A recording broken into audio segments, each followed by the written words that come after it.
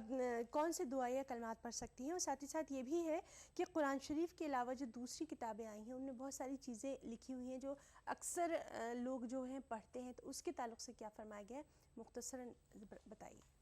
जी, शब क़द्र में इबादत करने की बड़ी फ़जीलत है, लेकिन जो ख़वातीन शरई उज़्र में होती है वो नमाज और कुरान वग़ैरह का तो एहतमाम नहीं कर सकती, क्योंकि शरई उज़्र की हालत में ये चीज़ें ममनू हैं, हराम हैं कुरान पढ़ना। लेकिन इसके अलावा ज़िक्र अस्कार, तस्बीह है, अल्लाह ताला की हम्द व सना, पाकी बयान करना, सुबहानल्लाहि वल्हम्दुलिल्लाहि वला इलाहा इल्लल्लाहु वल्लाहु अकबर, ला हौला वला कुव्वता इल्ला बिल्लाह, इन जैसे कलिमात अल्लाह ताला की पाकी पर मुश्तमिल जो होते हैं, सुबहानल्लाह वल्हम्दुलिल्लाह वला इलाहा इल्लल्लाहु वल्लाहु अकबर, इसका हम विर्द कर सकते हैं और दुआएं कर सकते हैं। तौबा और बख्शिश की दुआएं करें, अल्लाह ताला की बारगाह में नदामत का इजहार करते हुए अपने गुनाहों के लिए तौबा और इस्तिग़फ़ार के कलिमात भी हम पढ़ सकते हैं। इसकी वजह से भी अल्लाह ताला हमें बख्शिश अता फरमाएंगे। और एक सवाल, वो कुरान शरीफ के अलावा जो दूसरी किताबें हैं उनमें कुछ अगर लिखा हुआ है तो क्या उन पर एतक़ाद किया जा सकता है? कुरान शरीफ के अलावा दीगर किताबों से आपकी मुराद अगर ये है कि आसमानी किताबें जो अल्लाह ताला ने नाजिल फरमाई, जैसा मूसा अलैहिस्सलाम पर तौरात है, ईसा अलैहिस्सलाम पर इंजील वगैरह, तो ये किताबों पर एतक़ाद रखने के मुतालिक अगर सवाल है तो ये याद रख लें कि इन किताबों में तहरीफ़ हो चुकी है। ये किताबें जिस शक्ल में आसमान से नाजिल हुई थी अब उस हालत में नहीं है। इसमें काफ़ी तब्दीलियाँ उन लोगों ने कर ली है, यानी उस वक़्त के लोगों ने ही कर ली थी और अब काफ़ी तब्दीली उसमें आ चुकी है, अब उस पर यकीन नहीं रखा जा सकता। जी नाज़रीन, वक्त अब हमें इजाज़त नहीं देता कि हम अपने प्रोग्राम का सिलसिला जो है वो आगे बढ़ाएं। उस जाने से पहले मैं स्टूडियो में मौजूद अपने दोनों ख़ास मेहमानों का बहुत दिल से शुक्रिया अदा करना चाहूँगी कि वो उन्होंने यहाँ आई, उन्होंने हमें अपना कीमती वक्त दिया। और जैसे कि हमारे प्रोग्राम की रिवायत है, जाते जाते प्रोग्राम का इख्तिताम करेंगे बेहद खूबसूरत नात के साथ। मुझे दीजिए इजाज़त, आदाब। बिस्मिल्लाहिर्रहमानिर्रहीम। बू बकर की सुन्नत को कुछ ऐसे निभाना है, बू बकर की सुन्नत को कुछ ऐसे निभाना है, सरकार की चाहत में घर अपना लुटाना है, सरकार की चाहत में घर अपना लुटाना है। आसाइश दुनिया से दामन को बचाना है, आसाइश दुनिया से दामन को बचाना है, यादें शहर तैबा को सीने से लगाना है, यादें शहर तैबा को सीने से लगाना है, दरबारे मोहम्मद तक हो जाए रसाई जो दरबार। इस प्रोग्राम को पेश करने में ताउन किया कशिश, बंजारा हिल्स, एबिड एंड टोली चौकी, मुश्तबा ज्वेलर्स, मेहदीपट्टनम, मलकपेट। तालीम की दुनिया में बैनुल-अक़वामी नाम, विद्या ग्रुप ऑफ इंस्टीट्यूशंस। भारत की पहली फ्लेवर्ड चाय लम्सा, पत्थरगट्टी टोली चौकी के बाद मोहम्मद कैप मार्ट के नए शोरूम पर आपका इस्तकबाल है। खूबसूरत और हैदराबाद की सबसे बड़ी gated community Pride Hills. Carpet Plaza, carpets का अल्ट्रा मॉडर्न बिल्कुल ही नया शोरूम। Seasons Shopping Mall, Saleem Masood complex, Toli Chowki, Hyderabad. कलौंजी ऑयल, मोहम्मदिया प्रोडक्ट्स की पेशकश।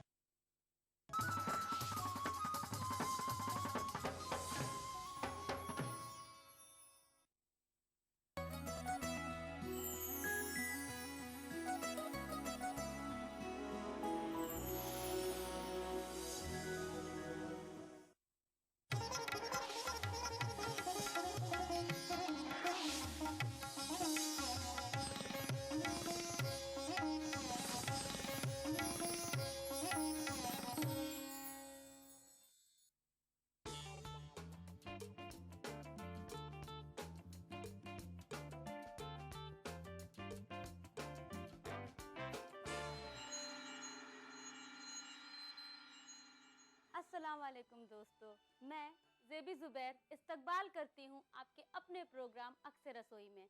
दोस्तों कैसी हैं आप? माशाल्लाह मैं खैरियत से हूँ। देखते देखते रमज़ान का एक आशरा गुज़र गया, दूसरा आ गया जी। चलिए आज इस दूसरे आशरे में अल्लाह से तौबा की माफ़ी मांगते हुए कुछ नई रेसिपी की शुरुआत करते हैं। दोस्तों आज मैं किचन को साफ़ कर रही थी, मसालों के डिब्बों को देख रही थी, देखा बहुत अचार के मसाले रखे हुए थे। मैंने सोचा मैंने कुछ दिनों से इनसे कुछ बनाया नहीं है, तो क्यों ना आज बनाऊं अचारी गोश्त। चलिए मिलकर बनाते हैं अचारी गोश्त।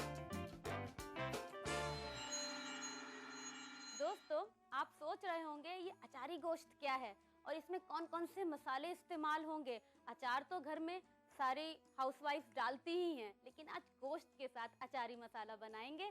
बनाते बनाते आप ज़बान आपकी कुछ अचारी अचारी से भी लगने लगेगी। चलिए बनाते बनाते देखते हैं अचारी गोश्त में कौन कौन से मसाले जाएंगे। चलिए मैं सबसे पहले कुकर लूँगी और इसमें सरसों के तेल को गरम करूँगी और गरम करने के बाद फिर ठंडा करूँगी।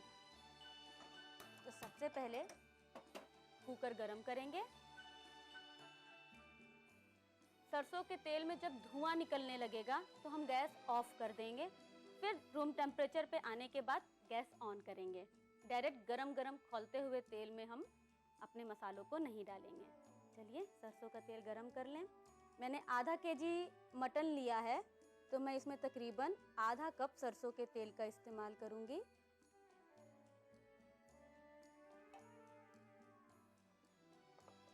इसे गरम होने देंगे। तो देखिए मैंने दोबारा से तेल गरम कर लिया। सबसे पहले इसमें डालेंगे महीन महीन लहसुन की, बहुत महीन महीन काट लेंगे इसे। आधा केजी मटन में करीब 1 टेबल स्पून, और साथ ही अदरक को भी ऐसे ही महीन महीन काट कर 1 टेबल स्पून। थोड़ा इसको चला लीजिए और जब एक खुशबू आने लगे आपको फ्राई होने की, तो आप इसमें प्याज डाल दीजिए। तकरीबन मैंने आधा केजी में 1 से 2 मीडियम साइज़ की प्याज काट के रखी है। अगर बहुत बड़ी प्याज ले रही हैं तो 1, अगर 2 नॉर्मल साइज़ की प्याज ले रही हैं तो उसको महीन महीन काट लीजिए। काटने के बाद इसे आपको गोल्डन ब्राउन करना है अच्छे से। आप चाहें तो थोड़ा नमक डाल लीजिए, प्याज जल्दी से ब्राउन हो जाएगी। चलिए नमक डाल लेते हैं। अभी मैं इसमें करीब 1/4 टीस्पून नमक डाल रही हूँ और चलाना शुरू कीजिए अच्छे से। जब तक कि प्याज लाल हो रही है हम अचार का मसाला तैयार कर लेंगे। अचार का मसाला तैयार करने के लिए एक सूखा पैन लेंगे, गैस ऑन करेंगे। जब थोड़ा पैन गरम हो जाए तब हम अचार का मसाला डालेंगे और साथ साथ प्याज को भी चलाते रहिए। चलिए हमारा पैन गरम हो गया। सबसे पहले हम इसमें डालेंगे जीरा 1 टीस्पून, सौंफ 1 टीस्पून, कलौंजी 1/2 टीस्पून, 2 से 3 लौंग, सरसों के दाने 1/2 टीस्पून, 3-4 दाने मेथी के, बहुत ज़्यादा नहीं, और हमें लेना है साबुत लाल मिर्च 1, 2, 3। मैं यहाँ 3 लूँगी। चलिए अब प्याज, जब तक ये भून रहा है प्याज भी भून जाएगी। देखिए प्याज लाल होना शुरू हो गई है। देखिए प्याज ने रंग बदलना शुरू कर दिया।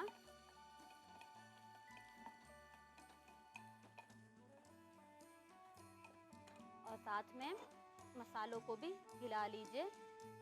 जब ये भूनने की खुशबू इसमें आने लगेगी तो आपको गैस ऑफ करना है, लेकिन बीच बीच में आपको चलाते रहना है। देखिए हमारी प्याज ये गुलाबी हो गई। अब हम इसमें डालेंगे एक प्याज का पेस्ट। मैंने आधा केजी मटन में तकरीबन एक नॉर्मल साइज की प्याज का पेस्ट लिया है, इसे आप डाल दीजिए और इसे आपको भूनना है। इसका तेल बाहर आ जाना चाहिए।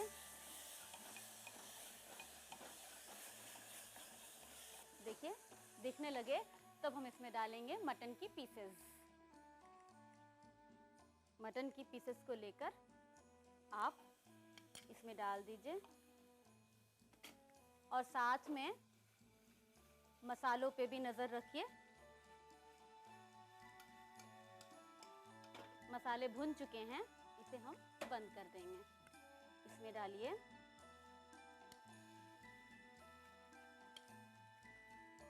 मटन की पीसेस को डाल दिया। अब इसको आपको भूनते रहना है प्याज के साथ। ये और इसमें डालना है अब आपको लाल मिर्च पाउडर और हल्दी। चलिए लाल मिर्च पाउडर और हल्दी हम लेंगे तकरीबन 1/4 टीस्पून हल्दी और 1/4 टीस्पून लाल मिर्च। आपको ख्याल रखना है कि आपने साबुत लाल मिर्च भी ली है।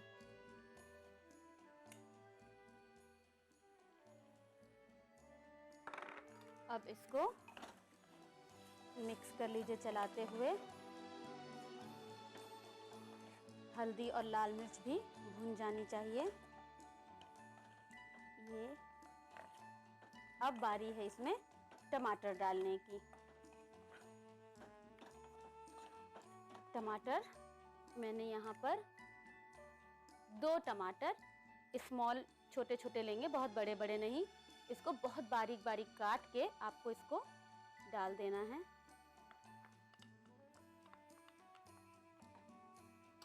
और फिर इसको मसालों के साथ और गोश्त के साथ भूनना शुरू करना है।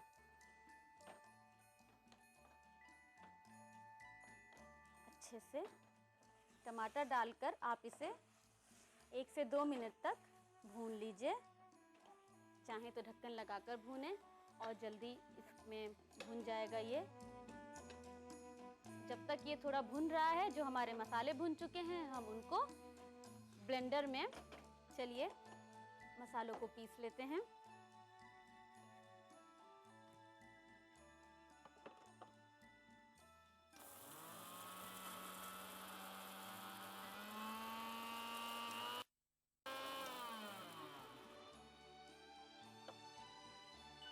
चलिए मसाले भुन गए हैं और अच्छे से मैंने इसे भुने हुए मसालों को इस तरीके से आपको, चलिए मसालों को ढक दीजिए कि इसकी खुशबू ऊपर मतलब ना ख़त्म ना हो जाए। और अब बारी है मटन को देखने की। अब मटन आपको प्रेशर लगाना है। अब इसमें आपको थोड़ा पानी डालना है। बहुत ज़्यादा पानी नहीं डालेंगे क्योंकि जब आप प्रेशर लगाएंगे तो मटन में से भी कुछ पानी निकलेगा। तो करीब 1/4 कप पानी डालकर, वरना फिर बाद में आपको पानी को सुखाना पड़ेगा, वो एक सही नहीं होता। और इसमें थोड़ा नमक आपने पहले भी डाला है तो नमक आपको थोड़ा ख्याल रखना है। और फिर इसमें आपको ढक्कन लगाकर प्रेशर लगाना है। 3 प्रेशर के बाद गैस धीमी करनी है और 5 से 6 मिनट 7 मिनट तक आपको इसे धीमी आंच पर पकाना है।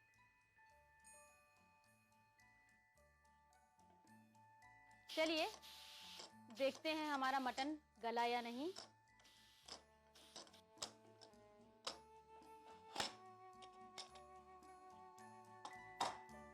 और गैस ऑन करके इसमें जितना भी पानी है इसको हमें सुखाना है।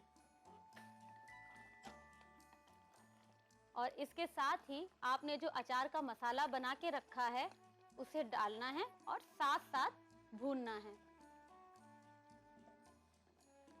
ये जो हमने अचार का मसाला भून के बनाया था ये डालेंगे।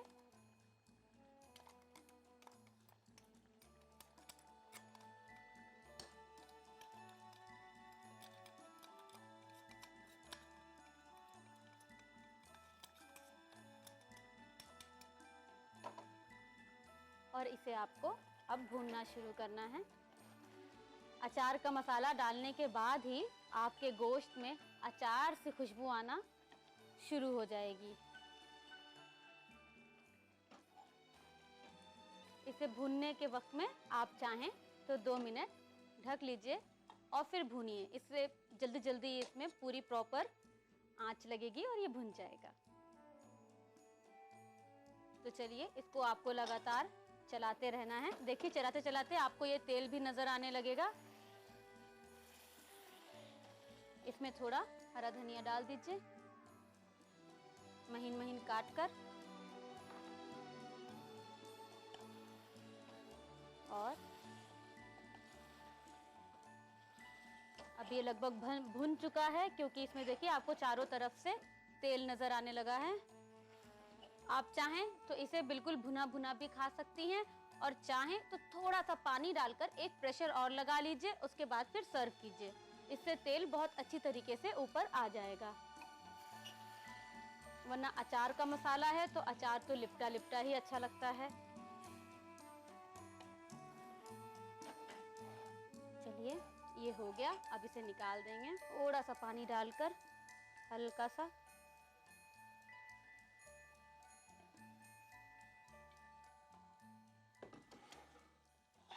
इसको थोड़ा धीमा कि थोड़ा रोगन ऊपर आ जाए और उसके बाद फिर 1 मिनट में इसे बंद कर देंगे।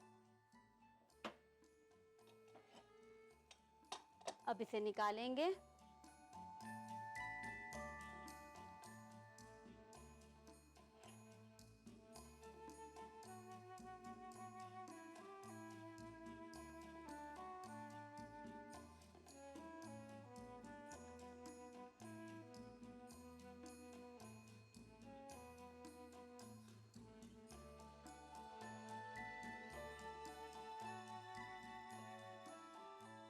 चलिए इसको थोड़ा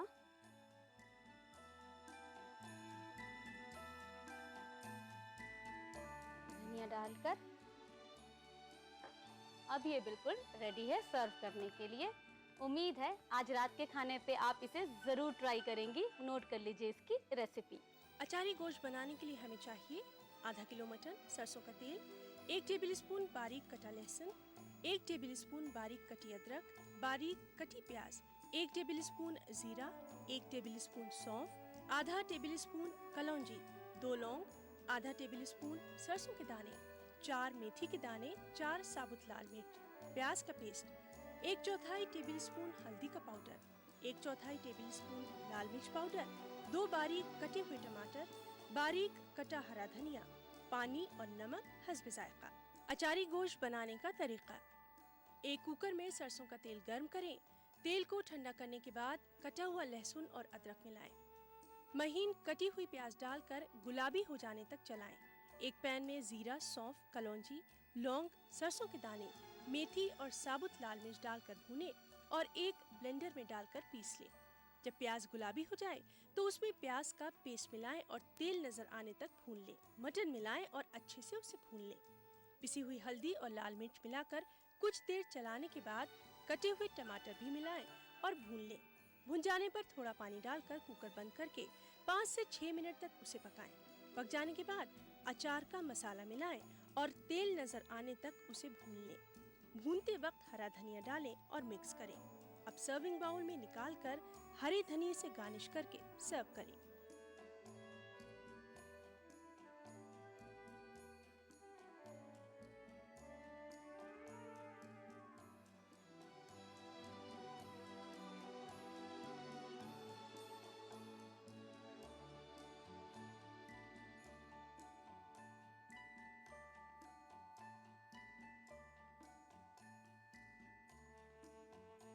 उम्मीद है दोस्तों आपको अचारी गोश्त की रेसिपी पसंद आई होगी और आज रात इसे खाने पे आप जरूर ट्राई करेंगे। अब वक्त हो चुका है एक अनमोल ड्रीम लाइट ब्रेक लेने का, क्योंकि अनमोल ड्रीम लाइट बिस्किट बहुत नमकीन और बटरी होते हैं। मिलते हैं ब्रेक के बाद।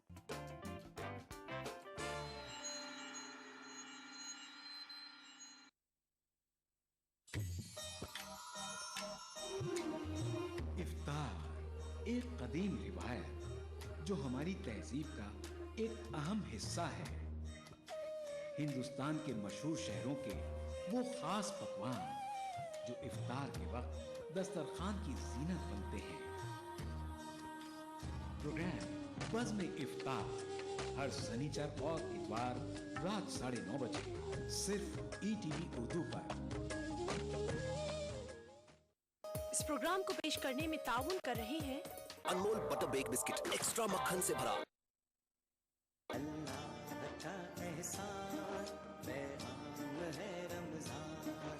इफ्तार की फजीलत से जुड़े मुख्तलिफ मौज़ूआत, सेहत से जुड़े तिब्बी फवायद, साथ ही हम्दो नात का खूबसूरत नजराना से किनारा कर दो। हिंदुस्तान के मुख्तलिफ शहरों से लाइव फोन इन शो इफ्तार टाइम रोजाना शाम 5 बजे सिर्फ ETV उर्दू पर। इस प्रोग्राम को पेश करने में ताउन कर रहे हैं सहेली द डिजाइनर वेयर, लाल बाजार, टोली चौकी। ब्राउन एंड गोल्सन कस्टर्ड पाउडर इफ्तार खास बनाए।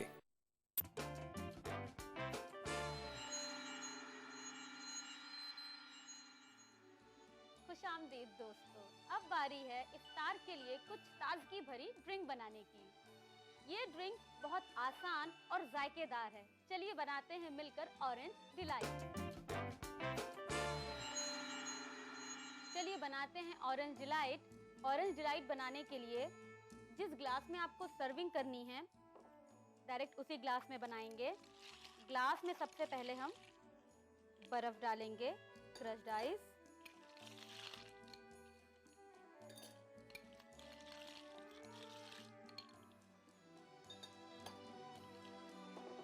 इसके बाद आइसक्रीम, वनीला आइसक्रीम लेंगे।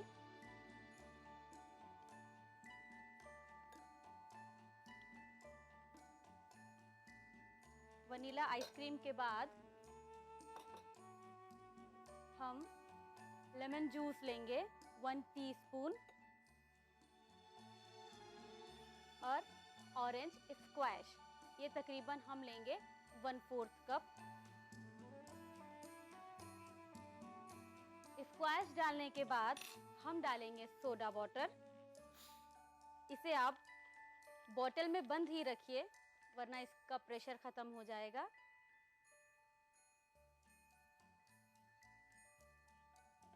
तो लीजिए दोस्तों, बन के तैयार है ऑरेंज डिलाइट। कितनी आसान थी ना?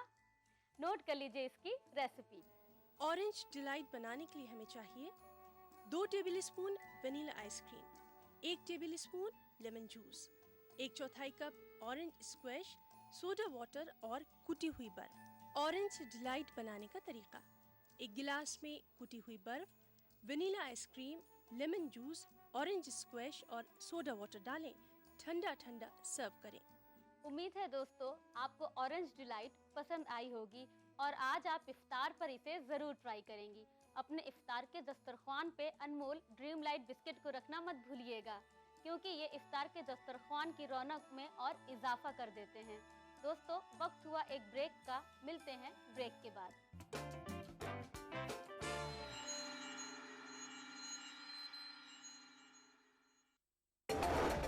ज़कात आखिर किन लोगों के ऊपर फ़र्ज होती है और ज़कात के मुस्तहिक कौन कौन लोग होते हैं? जिसको तुम ज़्यादा पसंद करते हो वो अल्लाह के रास्ते में खर्च करो। फिलोसफी जो है हम देखते हैं, फिलोसफी जो है बेसिकली ज़कात की है क्या, मकसद क्या है? ज़कात को प्रॉपर वे में नहीं समझा जाएगा और उसका प्रॉपर इम्प्लीमेंटेशन नहीं होगा तो वो मकासद जो इस्लाम के हैं वो मकासद हासिल नहीं किए जा सकते। कुरान हकीम ने और इस्लाम ने इसका इंतज़ाम किया है कि ज़कात को एक फरीज़े के तौर पर मुसलमान समझें और अगर कोई ज़कात न दे तो ज़बरदस्ती उससे ज़कात वसूल की जाए। इस्लाम में ज़कात की अहमियत।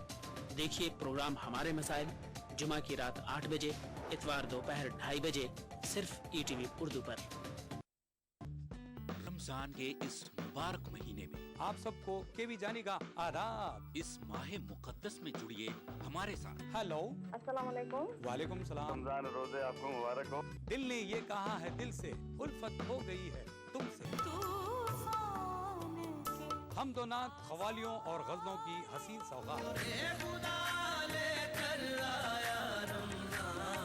दिल से हर पीर से सनीचर सुबह 9 बजे।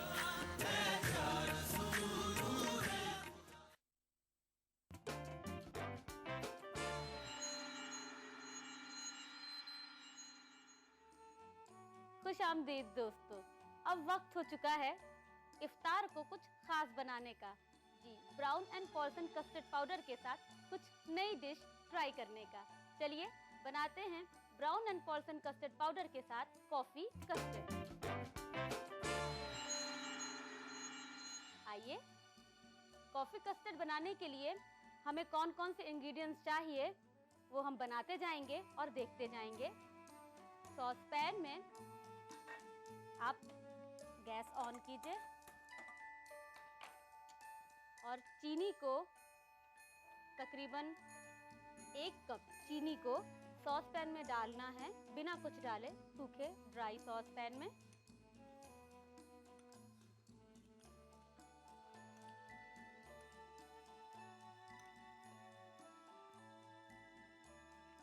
और जब चीनी पिघलना शुरू हो जाएगी, जब वो कैरेमल बनने लगेगा, तब हम इसमें डालेंगे दूध और कॉफी। देखिए चीनी पिघलना शुरू हो गई, कैरेमल बनना शुरू हो गया। ये इसको थोड़ी देर आप सेट होने के लिए छोड़ दीजिए। जब तक ये सेट हो रहा है, हम लेंगे कॉफी।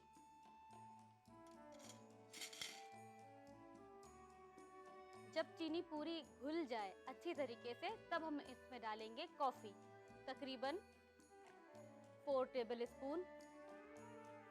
चलिए गैस आप धीमी कर दीजिए। अब इसमें डालिए कॉफी,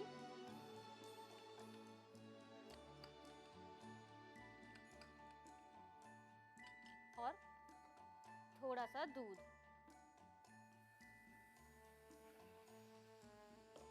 और इसको चलाना शुरू कर दीजिए।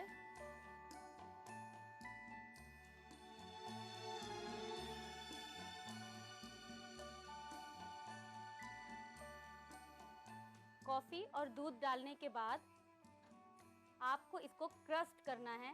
ये देखिए चीनी क्रस्ट हो गई, अच्छे से कैरेमल हो गया इसका, ये देखिए। अब हम घोलेंगे बचे हुए दूध में।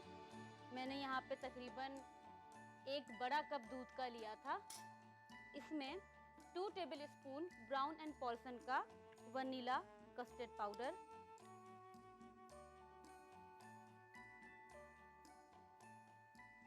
मैंने Brown and Polson vanilla custard powder को ठंडे दूध में घोल लिया है, और इसे आपको सॉस पैन में डालना है और धीमी आंच पर आपको इसे चलाना है। आंच तेज नहीं करेंगे।